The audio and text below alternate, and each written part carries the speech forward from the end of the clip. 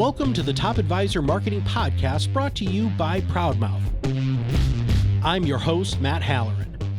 Being your own loud is not new to marketing, but the mindset, strategies, and resources to help you get there are evolving faster than this industry is keeping up. It is time to find a new perspective on what works why and how to move your business forward. Listen as I interview guests to help you learn from them how to be your own loud. Let's get to the show. Hello and welcome to another Top Advisor Marketing Podcast. I'm your host, Matt Halloran. So there's a lot of really cool things that are happening in this world. And one of the things we like to try to do is to meet people who we think are doing it right. Not just doing it right like the ProudMouth way, because we might not be right for everybody, but are doing it right for themselves. And so Meg is our guest today. She runs an RIA. We're going to kind of dive into a lot of that stuff. We got introduced by a fellow podcasting friend of ours who his name is Chip, and we'll put links maybe in the show notes, but he's a really super cool guy. And I had put out into the world that I was looking for exceptional podcast guests. And Chip was like, man, you need to interview Meg. And so I was like, okay, great. We had a meeting and we started talking about how she's marketing. And I think it's unique. All right. So Meg, first off, welcome to the show. Hello. Thank you for having me. Yeah. Now, in the green room before we started recording, right, I'm sitting here like, oh my God, you're killing it. You're super successful. I love what you're doing. And what was your response? Would you mind if we kind of start there?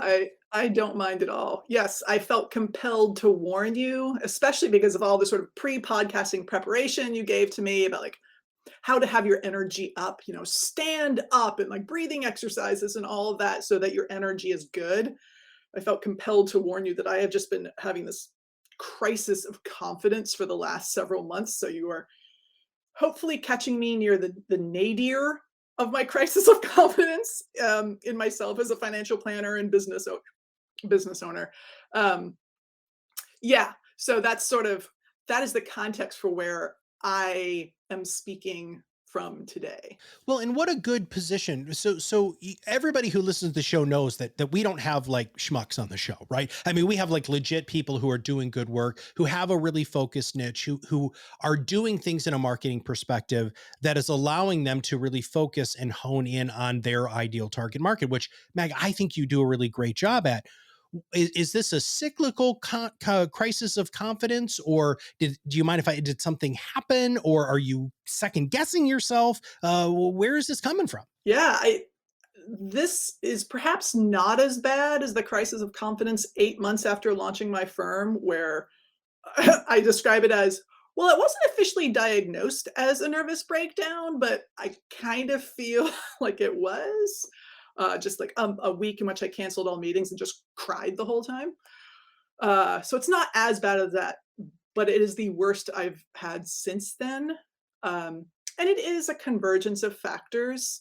I think someone helped me understand maybe why it's happening to me now, which is what got me here isn't what's going to get me there, right? So we're a team of 4. We just became a team of 4 in February. We hired Yaram, who's our new associate planner. We hired her so that Maddie, our old associate planner, could elevate to lead planner. So now we have 2 lead planners, me and Maddie.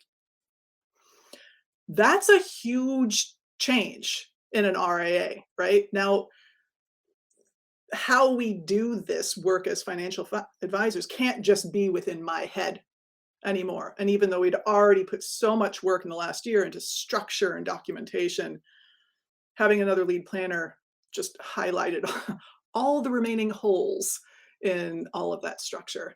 And also, so I'm involved in training the new associate planner and also, training of Maddie. She's a lead planner, but she's sort of a new lead planner. I'm a more experienced one. So I am working more and getting paid less. Like, ask me all your business questions because I'm an effing genius. So, I can laugh at it because it is ridiculous, but it's a hard spot to be in. Like, my income will be meaningfully lower this year than it was last year. At the same time, I'm working more and just enduring more stress. Well, it's this ebb and flow, right? And you felt this, when you started your own RIA, when you brought on your team members, right? These are these ebbs and flows that are maddening because we only see what's right in front of us, where other people see the bigger picture and say, okay, Meg, it's going to be all right, and you know that, right? You deep down somewhere, but that sure doesn't help a whole bunch with where you are right now. Now, how are you? So you're working even more. You're training two different people, right? How are you keeping up with your strong social media presence, and how do you manage that? I mean, and it just give everybody just a kind of a little bit of a history on what you're doing and the level of activity that you maintain. Yeah, I've had not a few people ask me before, like, Meg, how do you blog so much and participate so much on social media? And, I don't have any statistics about where I rank in the world of financial advisors on social media.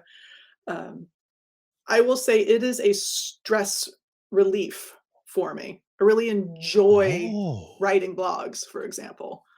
I just tweeted out earlier this week, like, writing blogs about personal finance is so relaxing because it doesn't involve other humans. Like, actually doing personal financial planning yeah. with people is stressful because humans actually have to do something and behave in a certain way, but you can write stuff like, this is the perfect solution, ta-da, put it out there in the world and you're done. You don't have to actually interact with humans. So blog writing is a stress relief for me. Social media, in general, I'm sort of a if I can just get thoughts and stresses out of my head and just into the universe, it's stress relief for me. And also, I find when I have questions that I'm wrestling with, and I think this is because I've been so active and have given so much in those forums, that I get a lot back. I get, sure, plenty of extremely irritating, like entirely overly confident response, blah, blah, blah, but also a lot of really like thoughtful sort of conversation, encouraging and forwarding um, responses. Uh, so yeah, it's probably not very helpful for other people because I just find this to be an an easy sort of stress lowering outlet for me. But Meg, I think that, but I think you just hit on something that's genius and brilliant, and I don't think a lot of people really consider that they need to find that outlet for themselves. What about your profession do you just find is relieving? And for some, it is meeting with clients. For other people, it's working on the investment portfolios. For some people, it's podcasting, video shooting, blogging, whatever. But you have to find that because if you don't, you're going to freaking explode, right? That's not very healthy. Now, you not only do have a pervasive social media presence. That's totally the wrong word, but I think that people know what I mean. You're there, omnipresent, ever present, sort of thing, right? But the other thing Yeah. is you have a very specific niche and focus. How did that come about? I mean, is this because these are the peeps you hang out with, or how did you figure out? And let's talk about what that niche is, please. Yeah. Okay. So I'll start with what the niche is. Flow, the name of my financial planning firm, Flow's niche is women in their early to mid career in the tech industry with a specialty in pre IPO and IPO planning, which in the current market environment is a really useless specialty to have because no one's going public for the foreseeable future, but it'll come back eventually. Um, and that is the current sort of point in the evolution. I started out when I started my firm 6 years ago. My niche was working mothers in the tech industry. So I did start out with a fairly well-defined niche. And the reason I started out with a niche is not because I had any clue about marketing or how to run a business, but I had joined XY Planning Network so that they could help me launch my firm. And they had a pretty short list of recommendations that they really try to shove down your throat. And one of them, which is still something they try to shove down your throat even more forcefully now that they have so much data behind it, is pick a niche, specialize. Um, and so the reason I started with that particular niche was just, I think, what they call affinity marketing. I was a working mother and I had come from the tech industry. Um, So I started with that, and then like 6 months in, I realized I'm attracting women in tech, but not that intersection of working mothers with women in tech. So I sort of broadened the niche for a little bit, women in tech, and had some really lucky timing because that was just around the same time when literally the hashtag women in tech was just starting to explode. Right. So that was just that was lucky timing on my part. And then over the years got a little more narrow with no, we don't do like hardcore retirement planning. That is a big, complicated subject matter that I do not want to offer until I feel as if I've been trained sufficiently. We're going to do early to mid career, sort of the accumulation phases. And then over the course of 2019 and 20, we had a lot of experience ushering clients through IPOs of big tech companies. And so we perforce developed this specialization in pre-IPO and IPO planning, which is now we sort of include it in our niche definition. Now, now that you have another fellow senior planner and another, are you expanding that? Is she also going to have a sub niche underflow, or what are you guys thinking there? We are not planning on changing our niche at all. At least for the last several years, there has been no lack of qualified prospects in that niche. Um, so, I mean, one of the major reasons we elevated Maddie to lead is so we could serve more women in their early to mid career in tech. So there's no need to change the niche. We are going to have our sort of our particular subject matter expertise so that if she's got a particularly hairy like ISO situation, she can call me in, or if I've got a particularly hairy like employee benefit situation, I can call her in, that sort of thing. So let's talk about how you use Twitter, because we don't really have a lot of people on the show who talk about how they've used Twitter to not only get their thought leadership out in the marketplace, but really place it right in front of their ideal client and prospect. So how are you doing that? Yeah, I'm going to answer a different question first, or at least say something, which is I don't think I get clients from Twitter. Twitter is where I go for my own professional community. There's clearly some level of interaction with either clients or women in tech on that platform, but it's by far the financial planning profession. Secondly, I will say we've never gotten a client who, when we ask them, where did you hear of us? How'd you find us? No one has ever mentioned a social media platform. Like literally, I think never. Now, that's not to say that exposure to me on these social media platforms wasn't part of their journey. But, those answers are usually like, oh, a blog post, or I Googled you, or something. If I were more metrics oriented, which I will probably have to be at some point in the future because what gets measured gets improved, or whatever that pithy saying is. But for really the last 6 years, I've been putting out sort of what I want to put out. I put out the blogs I want to put out. I put out on social media platforms what I want to put out. And we get enough of the clients we want. So I'm not pulling back that curtain. I'm like, I have not felt compelled to figure out what's working because something in that mess is working well Gotcha. enough. So let's talk about how do you do the blog? So how do you blog? Is there a specific platform? How are you distributing the blog? Let's talk about that a little bit. So technically, I have a WordPress website. And so the blog's on the website. So it's via WordPress. Literally, I draft them in Google Docs and ask my client services associate to actually put them into WordPress. Oh, I want to take the opportunity to brag on my husband, actually, because I have photos for each of my blogs. And we call them Block Woman, features into that. It's a pink painted piece of what are you nodding because you know where I'm going with this? No, but I've seen them. So keep going. Okay, yes. Well, evidently Block Woman or those photos got notice. My husband's the one who takes those photos. And so at the recent Jolt conference put on by Snappy Kraken, basically my husband got one of their awards for Good marketing. Yeah. So he's the only one to ever get an award for flow. I actually haven't yet. Um, but yeah. So that's a fun part. And I do think it actually makes the blog stand out because those are bespoke photos and really interesting.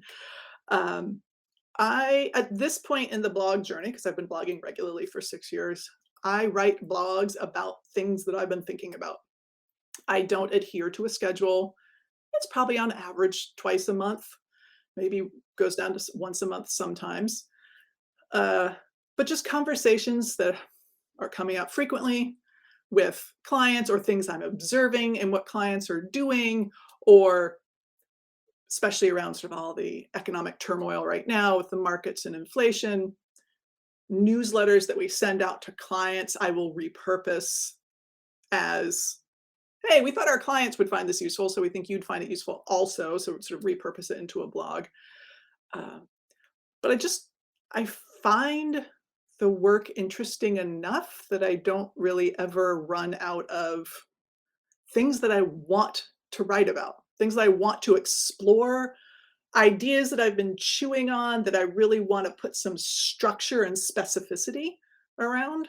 Writing is a great way to help me organize my own thoughts. Uh, and and then also it turns out I can turn that into a blog, which has good marketing mojo. So do you have like a running list? How do you do like the pre-writing component of this? Sure. Sure. Yes, I do have just a Google Docs doc where I will put down ideas that I think of. And sometimes I will go there to look at ideas I've had in the past. And sometimes I just pick the idea that is most pressing for me inside my own head. Um, and I find sometimes the blog posts come out sort of fully formed. Like I've thought it through enough in my head that I know what I want to say and how I want to organize it. And sometimes I absolutely don't. And I just have this inchoate mess of related thoughts.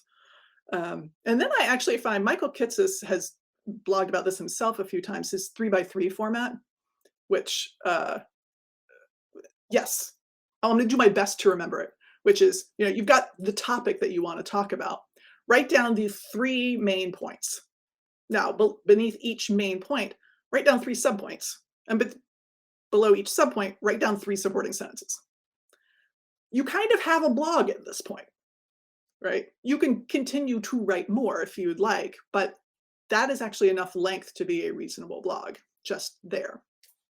So when I find that I need some external structure to help shape my own thoughts, I find that format to be really helpful. Having any sort of organization, pre-organization for preparation. My partner and I just did a podcast recently on mind mapping, and that's actually how he fleshes out all of his ideas for our podcast that I do with him.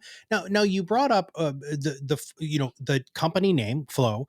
I want to talk a little bit about the branding that you've done, because one of the other reasons why Chip wanted me to interview you was because he was very fascinated with how you're presenting the firm. So, where did that come from, and how did all of that integrate and maybe kind of coalesce? Well, even though we're a team of four now, we were a team of one for 2 years and then a team of two for another 2 years. Uh, so the brand is very much just Meg, how Meg thinks personal finance should be done and the vibe she wants to give off. And part of that is in reaction to other parts of the industry and other firms that I worked at. And I didn't want to feel like that more than anything else. And then also just noticing which clients I really enjoyed working with the most. They come to the relationship with certain personalities or attitudes or concerns, emotions, and I wanted to speak in a way that would appeal to that person in particular. And it wasn't about their technical stuff. It was people who, a lot of clients come feeling ashamed of their finances, right? They think either they've done the wrong thing or they've ignored it because they felt afraid or something like that. And these clients, once you start giving them a structure and start reassuring them, like, hey, either you're actually doing really well, even if you didn't know it, or hey, you're doing all right now, but I don't really care about what's past. I just care about what's coming. Just great, appreciative, involved. They will execute. Um, so yeah, so there's just more elaboration on what messaging attracts those kinds of people. And I think when we did a sort of our pre-podcast call several weeks ago, you would notice this one banner on my website that says something like how we flow. And then it has sort of our four firm, like externally facing firm values. And it's things like progress, not perfection. We meet you where you are. Ask good questions. These are all things that I think put clients at ease, and you need clients to be at ease if this relationship is going to work, and makes for truly good financial planning. Like asking good questions is essential to good financial planning because that's the only way you can figure out the why. But you got it out of your brain, Megan. That was so. This is why I just think you're so fascinating, right? And it is because things happen in your head, and they come out of your head, and then they become these things that people really like to consume, and also it represents you so well. Did you bring in a branding consultant? How did you communicate that with a web designer? I mean, how did that happen? Yes. Okay. So I can pat myself on the back and say, like, I'm a good writer. Um, that happened in college. The dreaded required writing course in the first year of college, I actually loved. It turned me from a writer who could follow the introductory paragraph, conclusion paragraph format into someone who could write fluidly and write only what mattered. So I am a good writer. I was a technical writer for the first 12 years of my career. So that helped me structure things and write things for writing a technical manual is a lot like writing a financial planning blog post. Like no one wants to be reading this. They are only reading this because they've got this problem they want to solve. So that helped me become a good writer. Also, like if you go back to my blog post, the first 10, 20 blog posts, they're boring as hell. Like they're not good. Um, but with practice and with positive reinforcement, you just get to be more of yourself. You feel better being more of yourself. And like I know I'm saying not saying anything new, but once you actually let your personality come through, that's better for everyone, whether or not you're a good writer. It's always going to make you a better writer than you were before, regardless of where you started with that. Okay, so that's one thing. Second thing is, before I started my firm, I did work with, and I still work with, a website design and branding firm. I hired her to create my website. As it turns out, she also has branding chops. So even though I wrote the copy, because I was like, I was pretty good at writing at that point, she would come back and say basically, "Oh, good Lord, you are using 10 times the number of words you should be using," or "No, that term that's not marketing messaging. Like that's a term of art." Um, so working with her was great at the beginning. So that really gave me my first forceful introduction to how do you write for marketing purposes, for persuasion purposes. So I layered that onto what one might say was like a solid technical foundation in writing. Um, yeah, and then it's just been really interesting to me ever since then. And so, like one of the things I do for stress relief when I'm feeling like crap about myself in my business is I consume marketing content, right? Because like, oh, I'm good at marketing, so I'm going to listen to this thing that's going to make me feel good about something I'm already doing. Uh, and so along the way, I just you sort of pick up more and more tips and tricks, but also just general philosophies about here's how you write. Like it's not magic. This is not multivariable calculus we're doing here. Like top 3 rules, right? Know who you're writing to. How do they talk and talk in that way? No, I'm something sure like that it that. doesn't surprise you. I try hard to prepare for these. And so because it's kind of yeah. No, but I feel like I'm missing a question. So what should I have asked you that I didn't? What's on my mind now is, do you plan to change how you're doing your marketing? And that goes back to this whole crisis of confidence. What got you here won't get you there sort of thing I'm going through right now. Because I do think the marketing, I mean, demonstrably, the marketing I have done thus far has been sufficient. It has gotten me enough of the right clients to grow my firm to this point. But now that we have 2 lead planners and the vision is to sort of grow in perpetuity. I really wanna be able to offer a career path for people in a true financial planning firm. Um,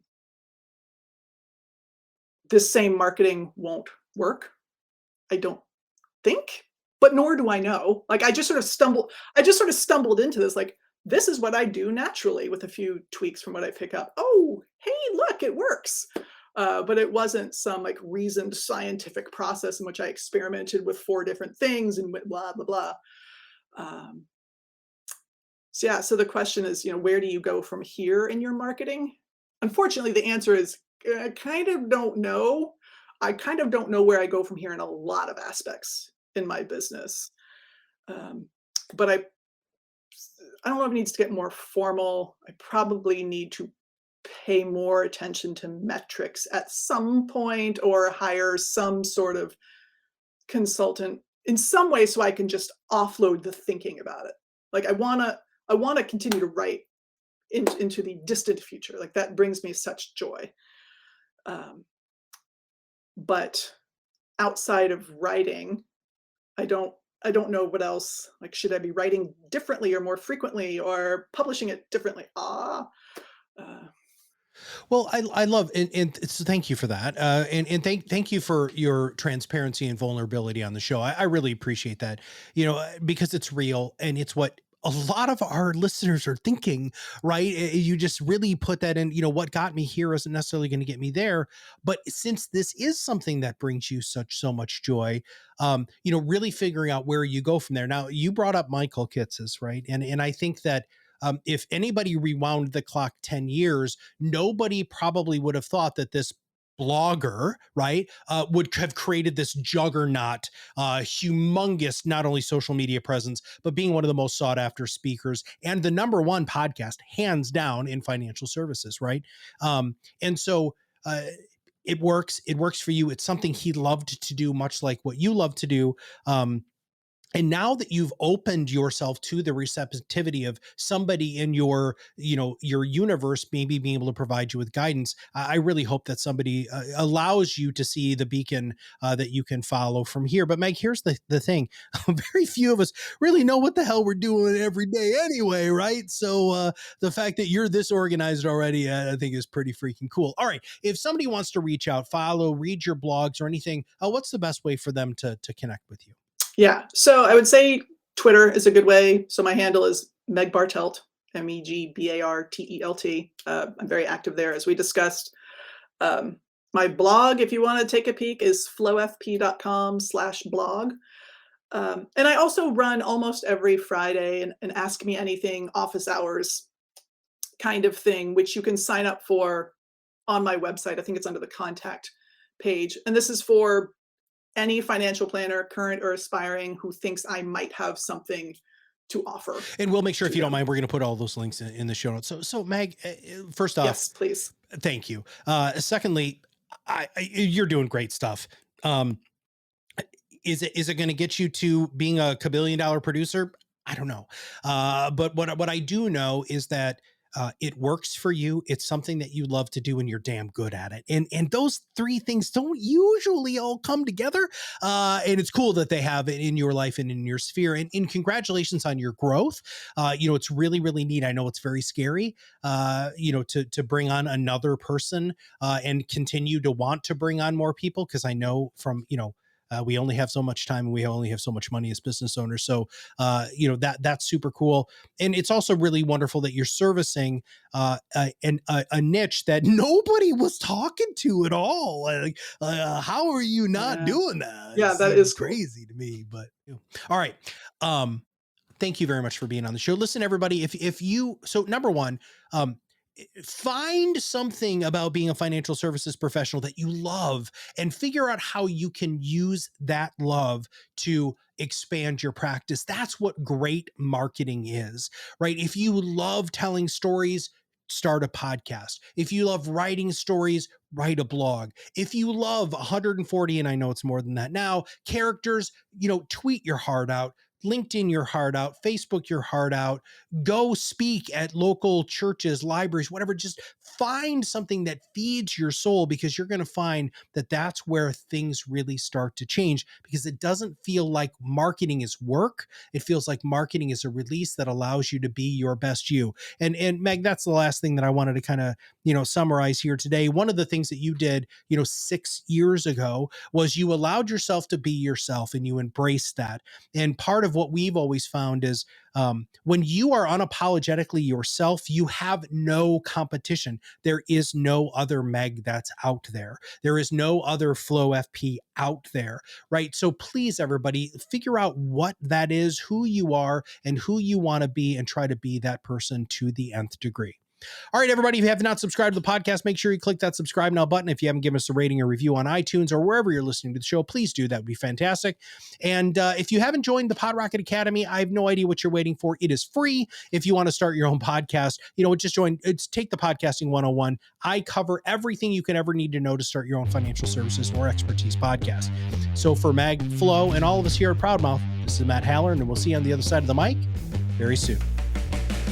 Thanks for listening to the Top Advisor Marketing Podcast, brought to you by ProudMouth. If you want to know more about how you can be your own loud, visit us at ProudMouth.com and sign up for the PodRocket Academy. Through courses and office hours led by professional podcast producers and digital marketers, you will learn everything you need to know to become the trusted subject matter expert you were meant to be.